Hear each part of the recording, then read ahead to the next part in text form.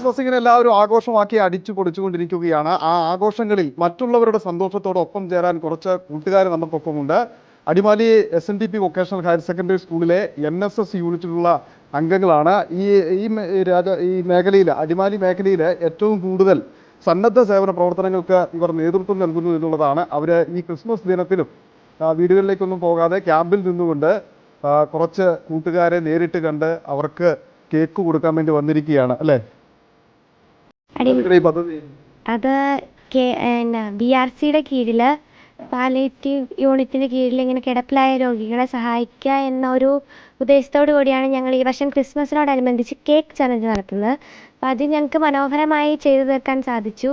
അപ്പോൾ ഇന്ന് ക്രിസ്മസിനോടനുബന്ധിച്ച് എല്ലാ പാലിയേറ്റീവായിട്ടുള്ള 27 കുട്ടികളുടെ വീട്ടിലും ഞങ്ങൾ സന്ദർശനം നൽകുകയും അവർക്ക് ഒരു ചെറിയ സമ്മാനം കൊടുക്കുകയാണ് ഞങ്ങളുടെ ഇന്നത്തെ ഉദ്ദേശം. അതുപോലെ തന്നെ 44ഓളം കുട്ടികൾ ഈ BRCയുടെ കീഴിൽ വേറെയുമുണ്ട്. അപ്പം നാളെ അവർക്ക് വേണ്ടിയുള്ളൊരു ക്രിസ്മസ് സെലിബ്രേഷൻ കൂടി ഞങ്ങൾ ഒരുക്കിയിട്ടുണ്ട് ഞങ്ങളുടെ NSS യൂണിറ്റിൻ്റെ രീതിയിൽ. ഏതായാലും ആരും സന്തോഷത്തോടെ അല്ലാതെ ഈ ക്രിസ്മസ് ദിനങ്ങളിൽ ഇരിക്കരുത് എന്നുള്ളത് കൊണ്ടാണ് ഇങ്ങോട്ടേക്കിട്ട് വന്നിരിക്കുന്നത്. കുട്ടികളൊക്കെ വന്നപ്പം ഹാപ്പിയാണല്ലേ? വളരെ ഹാപ്പിയാണ്. അപ്പോൾ ഇവർക്ക് എന്തായാലും ഒത്തിരി വീടുകൾ ഇനിയും പോകാനുണ്ട്. ഏതാണ് എനിക്ക് തോന്നുന്നത് ഏതാണ്ട് 5 പഞ്ചായത്തുകളുണ്ടെന്ന് തോന്നുന്നു അല്ലേ? ഈ 5 പഞ്ചായത്തിലെയും വീടുകൾ കയറാൻ വേണ്ടിയിട്ട് ഇവരിങ്ങനെ നിൽക്കുവാണ്. അപ്പോൾ നമുക്ക് കേക്ക് കൊടുക്കാം.